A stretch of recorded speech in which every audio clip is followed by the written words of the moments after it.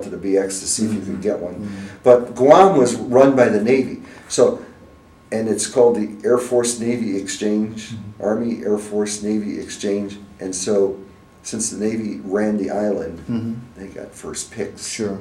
Okay. So, sometimes we would get, a couple of guys had cars and we would drive over to the Navy base and walk around near BX. No, I never was much a shooting pool or played basketball or,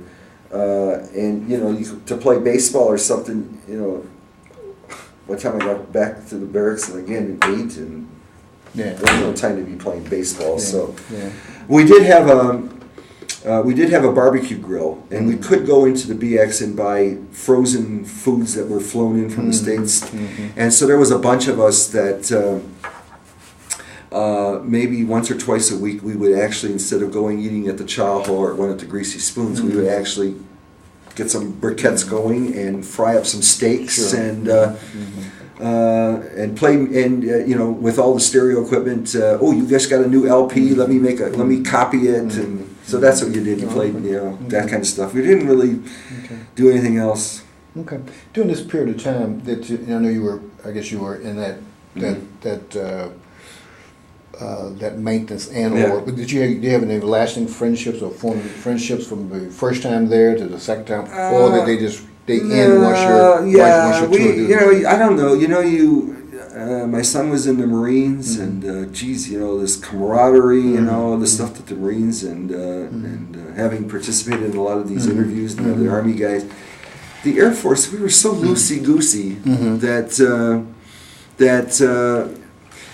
there was a guy from Guam that I knew that lived up in Anchor Bay here, and Mike Masili. And when I got out, we used to go up, or he would come down up to Anchor Bay, New Baltimore area up there.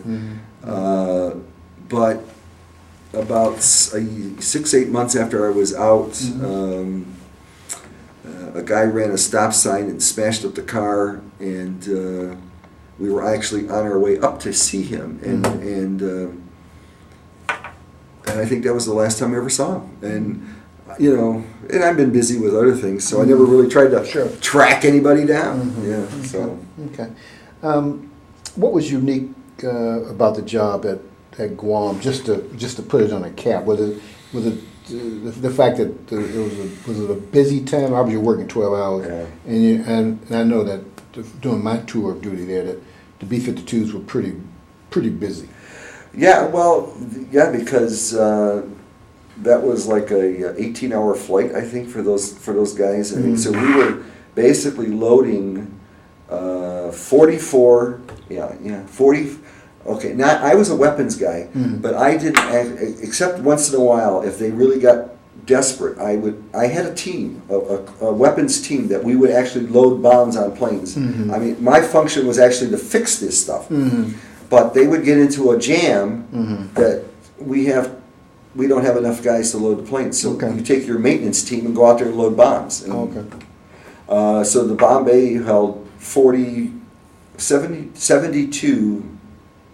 44 500-pounders or 72 500-pound bombs, and then you could put 48 more 500-pounders on the wings. So that's a lot of bombs, and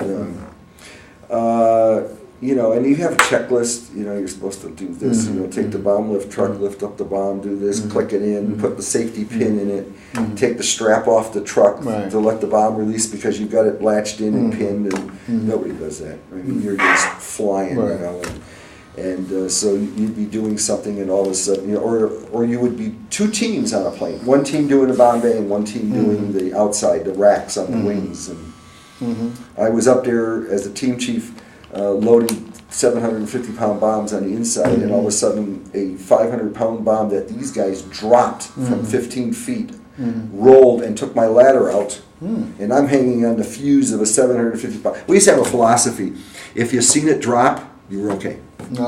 And if you didn't see it drop, you were okay, because you're loading a couple hundred tons of explosives on a plane carrying 200,000 pounds of jet engine fuel. So if it goes off, there's not going to be enough of you to put in a matchbox. So it was pretty lackadaisical. I remember one time an officer came out, a major.